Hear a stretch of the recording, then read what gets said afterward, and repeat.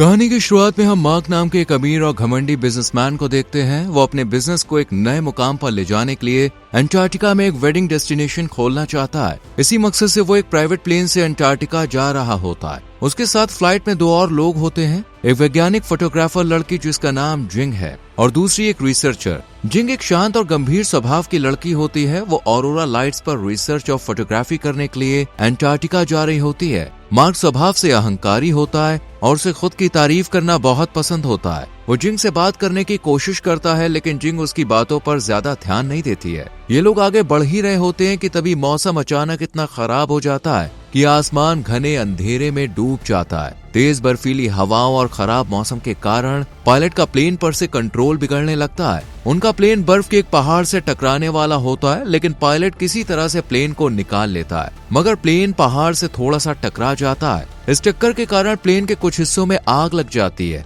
और प्लेन की खिड़की हवा में उड़ जाती है और साथ ही तेज हवा में पायलट बाहर गिरकर मर जाता है और फिर प्लेन बिना पायलट के बेकाबू होकर एक सुनसान बर्फीले इलाके में क्रैश हो जाता है। यह हादसा इतना भयानक होता है कि किसी के बचने की उम्मीद नहीं रहती, लेकिन किस्मत से मार्क जिंदा बच जाता है। वो बेहोशी की हालत में बर्फ पर पड़ा होता है। जब उसे होश आता है तो वो जल्दी से टूटे हुए प्लेन के अंदर जाता है। वो देखता है कि रिसर्चर लड़की की हालत बहुत खराब हो चुकी है और वो अभी हिल भी नहीं पा रही है। मार्क को वहाँ जिंग भी दिखाई देती है, जिसका पैर लोहे के भारी टुकड़े में बुरी तरह फंसा हुआ है। मार्क पहले रिसर्चर लड़की को प्लेन से बाहर निकालता है और फिर दोबारा प्लेन के अंदर जाता है। मार्क जिंग के पैर को लोहे के भारी टुकड़े के नीचे से निकालने की कोशिश करता है, लेकिन जैसे ही वो जोर लगाता है बर्फ की सतह टूटने लगती है। अगर बर्फ टूटी तो पूरा प्लेन बर्फ के नीचे ठंडे पानी में चला जाएगा और ऐसा होने से उन दोनों की भी जान चली जाएगी। इसलिए घबराकर मार्क अपना सामान उठाकर प्लेन से बाहर आ जाता है,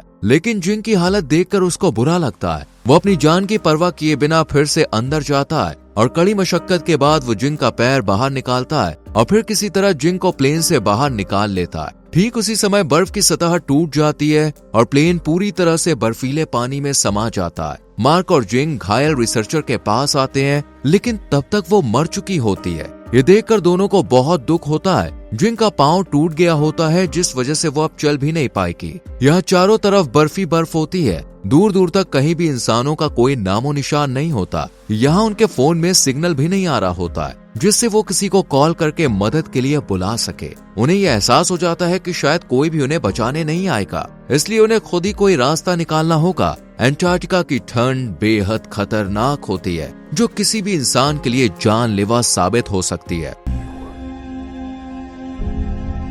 इसलिए सबसे पहले उन्हें ठंड से बचने के लिए कोई सुरक्षित जगह तलाशनी होगी। जिंग चल नहीं सकती है, इसलिए मार्क उसकी मदद करने का फैसला करता है, लेकिन जिंग उस मृत लड़की की बॉडी को अपने साथ ले जाना चाहती है, क्योंकि वो उस लड़की के बॉडी को उसके परिवार तक पहुंचाना चाहती है। इसलिए मार्क उसकी बात मानकर दोनों को एक स्ट्रेचर पर रखता है और उन्हें खींचते हुए आगे बढ़ने लगता है। वो आगे बढ़ ही रहे होते हैं कि तभी अचानक एक बर्फीले पहाड़ से बर्फ का एक टुकड़ा गिरने लगता है। जिंग तेजी से मार्क से कहती है कि जल्दी से बर्फ में गड्ढा खोदकर हमें बचना होगा। मार्क उसकी बात मानकर तेजी से अपने दोनों हाथों से बर्फ खोदने लगता है। जिंग भी मार्क की मदद करती है और दोनों जल्दी से बर्फ खोदने के बाद गड्ढे में छुप जाते हैं और गड्ढे को स्ट्रेचर से ढक देते हैं और खुद को किसी तरह बर्फ के ढेर से बचा लेते हैं। हालांकि इस हादसे के बाद मार्क बेहद गुस्से में आ जाता है। वो जिंग से कहता है कि मैं इतने जरूरी काम के लिए जा रहा था और आज ही के दिन ये सब होना था। जिंग गुस्से में जवाब देती है, इसलिए मैंने पहले कहा था कि पायलट को खराब मौसम में उड़ान नहीं भरनी चाहिए।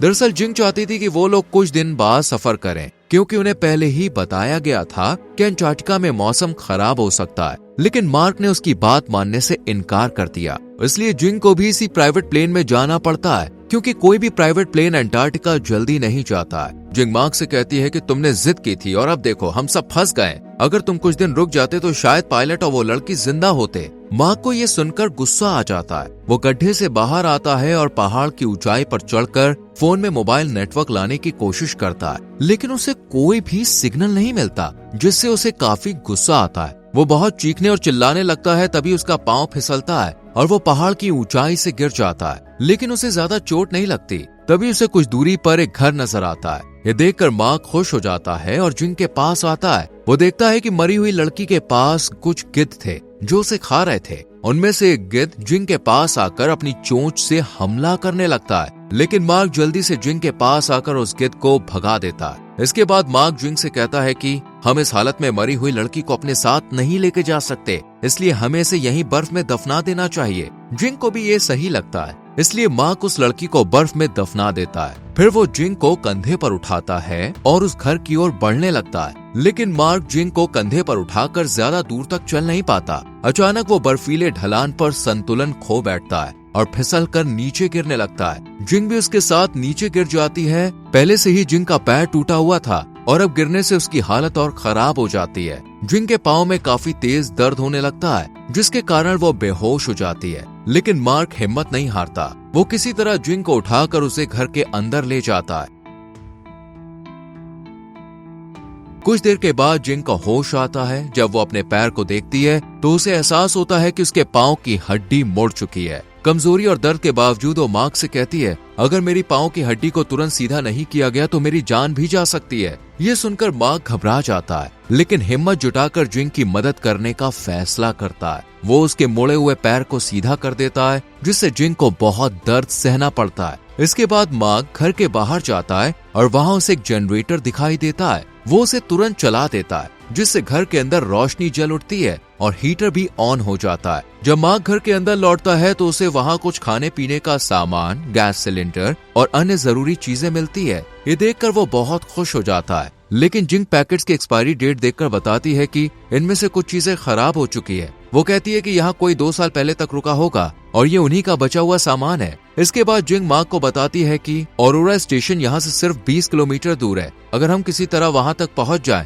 तो हमारी जान बच सकती है। ये सुनकर मार्क को उम्मीद की एक किरण नजर आती है। वो उत्साहित होकर जिंग से कहता है कि आखिरकार हम बच सकते हैं। लेकिन जिंग चिंतित होकर कहती है कि हमें बस इतना पता है कि ऑरोरा स्टेशन यहाँ से 20 किलोमीटर दूर है, लेकिन हमें ये नहीं पता कि किस दिशा में जाना चाहिए। फिर वो आगे कहती है, जनरेटर डीजल से चलता है और अगर हम इसे हर रात सबसे ठंडी घड़ी में रोज 8 घंटे के लिए चलाएं तो इसमें मौजूद डीजल सिर्फ 75 दिन तक ही चलेगा। इसका मतलब था कि 75 दिनों के भीतर वे सही रास्ता नहीं ढूंढ पाए तो ठंड की वजह से उनकी मौत हो सकती है। लेकिन असली परेशानी ये थी कि उनके पास 75 दिनों तक का पर्याप्त खाना नहीं था। इसका मतलब था कि जिंदा रहने के लिए या तो उन्हें शिकार करना होगा या फिर मछलियां पकड़नी होंगी। अब उन्हें यहाँ पर रहते हुए 3 दिन बीत चुके थे, लेकिन अभी तक कोई भी उन्हें बचाने नहीं आया था, जिससे उन्हें समझ में आ गया कि जिंदा रहने के लिए अब उन्हें खुद ही कुछ करना होगा। चौथे दिन मार्क जरूरी सामान लेकर उत्तर दिशा में ऑरोरा स्टेशन ढूंढने निकलता है, जबकि जिंग घायल होने के कारण घर में ही रुकती है। वह मार्क को बर्फ में घंटों चलने के बावजूद उसे कुछ भी नहीं मिलता और वो खाली हाथ घर लौट आता है। जिंग उसे समझाती है कि बर्फ में उसकी रफ्तार लगभग 4 किलोमीटर प्रति घंटा होगी, इसलिए अगर उसे कुछ घंटों तक चलने के बाद भी अगर ऑरोरा स्टेशन ना दिखे तो वो शाम तक वापस लौट आए, नहीं तो वो रास्ता भटक सकता है। अगले दिन मार्क दोबारा मदद की तलाश में निकलता है और बर्फीली हवाओं का सामना करते हुए आगे बढ़ता है, लेकिन ना तो चट्टाने पार करने से और ना ही ईस्ट दिशा में जाने से उसे कोई फायदा होता है। इस तरह 10 दिन बीत जाते हैं, इन्हें कोई मदद नहीं मिलती और खाने की आपूर्ति भी खत्म होने लगती है। दोनों बहुत कमजोर पड़ने लगते हैं और उन्हें जिंदा रहने के लिए प्रोटीन की जरूरत होती है। मजबूरी में वो पेंगुइन और सील का सूप बनाकर पीते हैं, लेकिन इसका स्वाद उन्हें बिल्कुल भी पसंद नहीं आता है। तब मार्क मछली पकड़ने जाता है और एक छोटी सी बर्फीली झील से मछली पकड़ने में कामयाब होता है, लेकिन जब वो उसे लेकर लौट रहा होता है तो अचानक बर्फ टूट जाती है और वो गहरे गड्ढे में गिर जाता है। वहां से निकलने का कोई रास्ता नहीं था और 2 दिनों तक वो वहीं फंसा रहता है। उसे लगता है कि उसका अंत निकट है, लेकिन फिर उसे जिंग की याद आती है और वो सोचता है कि अगर वो ना लौटा तो जिंग का क्या होगा। ये सोचकर वो जोखिम उठाता है और अपने हथौड़े से बर्फ तोड़ते हुए किसी तरह बाहर निकलने की कोशिश करता है। दूसरी ओर जिंग 2 दिनों तक मार्क के ना लौटने से सोचने लगी थी कि शायद मार्क मर चुका है, जिससे उसे बहुत बुरा लगता है। इधर घर का हीटर बंद होने से उसे असहनीय ठंड लगने लगती है। वो किसी तरह रेंगते हुए घर से बाहर आती है और जनरेटर तक पहुंचकर उसे चालू करने की कोशिश करती है, लेकिन वो चालू नहीं होता। ठंड और दर्द सहन न कर पाने के कारण वो खुद की जान लेने का फैसला करती है, इसलिए वो अपने हाथ की नस काट लेती है, जिससे वो बेहोश हो जाती है। उधर मार्क बर्फ के गड्ढे से बर्फ तोड़कर किसी तरह बाहर निकलता है और तुरंत जिंग के पास पहुंचने के लिए घर की ओर दौड़ता है, लेकिन जब वो घर पहुंचता है तो जिंग को वहां ना पाकर घबरा जाता है। वो बाहर आकर देखता है कि जिंग जनरेटर के पास बेहोश पड़ी है। मार्क घबरा जाता है और तुरंत उसे घर के अंदर ले जाकर उसके कटे हुए हाथ पर कपड़ा बांध देता है। कुछ देर बाद जब जिंग को होश आता है तो मार्क उससे कहता है कि हम जरूर यहाँ से बाहर निकलेंगे, तुम हिम्मत मत हारो। वो जिंग से कहता है कि तुम वादा करो तुम खुद को चोट नहीं पहुंचाओगी। जिंग को ये देखकर अच्छा लगता है कि मार्क उसकी कितनी फिक्र करता है। अगले दिन मार्क फिर से मदद की तलाश में निकलता है, लेकिन घंटों तक बर्फ में चलने के बावजूद उसे कुछ भी नहीं मिलता। इस तरह उनको घर में रहते हुए 34 दिन हो चुके होते हैं। मार्क हर दिन बाहर जाकर उम्मीद करता है कि उसे अरोरा स्टेशन दिखे या फिर कोई इंसान दिखे जिससे वो मदद मांग सके, लेकिन अभी तक उसे कोई भी नजर नहीं आया होता है। इसलिए वो मदद ना पाकर रोज वापस घर चला आता है। एक दिन जब मार्क अरोरा स्टेशन को ढूंढने निकला होता है तो बीच रास्ते में उसे धुंधला दिखने लगता है, क्योंकि इतने दिनों तक बर्फीली हवाओं में चलने, सूरज की तेज रोशनी और बर्फ के असर से उसकी आंखों पर बुरा प्रभाव पड़ चुका होता है, जिससे उसकी नजर बहुत कमजोर हो गई होती है। मार्क को समझ में नहीं आता कि वो कैसे घर जाएगा। उसे बहुत ही कम दिखाई देता है, फिर भी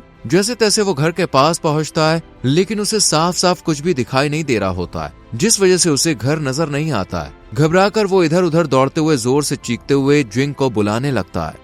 जिंग उसकी चीख सुनकर रेंगते हुए बाहर आती है और उसे पुकारती है, जिससे मार्क आवाज के सहारे घर तक पहुंच जाता है। वो रोते हुए बताता है कि धूप और बर्फ के असर से उसकी नजर धुंधली हो गई है। ये सुनकर जिंग भी रोने लगती है। दोनों एक दूसरे को गले लगा लेते हैं और जिंग उसे सहारा देकर घर के अंदर ले जाती है। जिंग उसका पूरा ख्याल रखने लगती है और उसकी आंखों पर काली पट्टी बांध देती है ताकि उसकी आंखों को ठंड से आराम मिल सके। ये पट्टी पतले कपड़े की होती है, जिससे उसे थोड़ा बहुत दिखता तो है, लेकिन मार्क की नजर अब भी धुंधली होती है। वहीं जिंग भी चलने की हालत में नहीं होती। इस मुश्किल वक्त में दोनों एक दूसरे का सहारा बनते हैं। जिंग मार्क को गाइड करती है और मार्क घर का काम करता है। इस दौरान दोनों एक दूसरे के और करीब आने लगते हैं और उनके बीच एक गहरा रिश्ता बनने लगता है। जिंग को पहले मार्क बिल्कुल भी पसंद नहीं था, लेकिन अब वो भी उसे चाहने लगी थी। कुछ दिनों के बाद मार्क को पहले की तरह दिखाई देने लगता है और वो फिर से बाहर जाने की तैयारी करता है और उसकी आंखों पर काला कपड़ा बंधा होता है ताकि सूरज की रोशनी और बर्फीली हवाओं का सीधा असर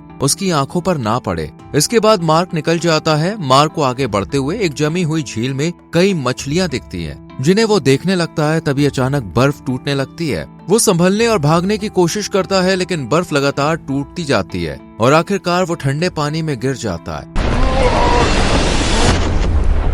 तेज बहाव के साथ वो आगे बहने लगता है। बाहर निकलने का कोई रास्ता न देखकर वो घबरा जाता है, लेकिन तभी उसे कुछ पेंगुइन नजर आते हैं। वो उनका पीछा करता है और किसी तरह झील से बाहर निकलने में कामयाब हो जाता है, लेकिन ठंड की वजह से उसकी हालत बहुत खराब हो जाती है और वो आगे जाने की हालत में नहीं होता है। वो घर लौटने का फैसला करता है, लेकिन उठने की हालत में नहीं होता है। वो अपने पांव भी उठाने में सक्षम नहीं हो पाता। फिर भी मार्क को ये अच्छी तरह से पता होता है कि किसी भी हाल में जिंग के लिए उसे घर पहुंचना होगा। वो जैसे तैसे उठता है और बर्फीली हवाओं का सामना करते हुए किसी तरह वापस घर पहुंचता है। जैसे वो घर के अंदर आता है वो बेहोश होकर गिर जाता है। जिंग तुरंत उसके पास आती है और उसे अपने सीने से लगाकर अपने पास सुलाती है ताकि उसे गर्म करके उसकी जान बचाया जा सके। अगले दिन जब मार्क उठता है तो देखता है कि जिंग उसके पास सो रही है। इस पल को मार्क महसूस करते हुए मुस्कुरा देता है और ऐसे ही वक्त बीतता है। उन्हें घर में रहते हुए 48 दिन बीत चुके होते हैं। पहले घमंडी रहने वाला मार्क अब जिंग के साथ रहकर और इस मुश्किल हालात में फंसकर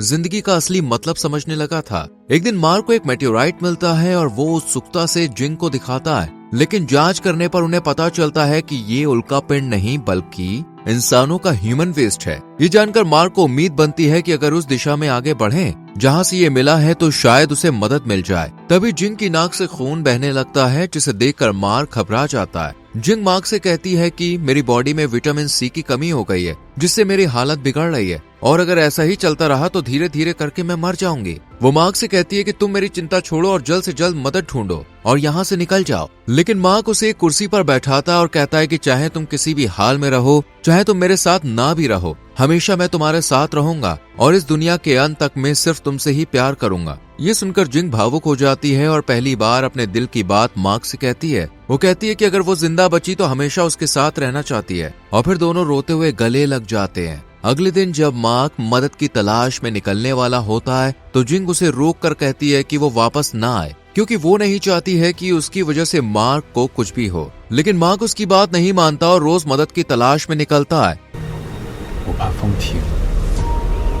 और शाम तक घर वापस आ जाता है। पर एक दिन जब मार्क आगे बढ़ रहा होता है तब उसे आखिरकार अरोरा स्टेशन दिख जाता है। वहां पहुंचकर वो लोगों से मदद मांगता है और बताता है कि वहां पे एक लड़की है जिसे बचाना बहुत जरूरी है। मार्क उनके साथ गाड़ी में बैठकर जिस घर के अंदर जिंग है उस घर की ओर निकलता है। लेकिन जैसे ही वो घर के करीब पहुंचते हैं तो दूर से देखते हैं कि पहाड़ से एक बड़ा हिमस्खलन यानी बर्फ का विशाल ढेर घर की तरफ बढ़ रहा है। ये देखकर उन्हें अपनी गाड़ी घुमानी पड़ती है। तभी बर्फ का भारी ढेर घर को पूरी तरह से तबाह कर देता है। जिस घर के अंदर जिंग मौजूद थी, मार्क चीख उठता है और सदमे में बेहोश हो जाता है। जब उसे होश आता है तो वो ऑरोरा स्टेशन के अस्पताल में होता है। उसे जिंग की बहुत याद आती है। उसके पास जिंग की एक किताब होती है जिसके अंदर उसका लॉकेट रखा होता है। भावुक होकर मार्क स्टेशन के बाहर निकलता है और रात में मोटर बाइक लेकर उस जगह जाता है जहां वो घर है जिसमें वो दोनों कई दिनों से फंसे हुए थे। मार्क को वहां जिंग मिल जाती है। वो अभी भी जिंदा होती है। उसे सही सलामत देखकर मार्क की खुशी का ठिकाना नहीं रहता। आखिरकार दोनों बच जाते हैं और यहाँ से निकलकर एक नई जिंदगी की शुरुआत करने के लिए तैयार होते हैं।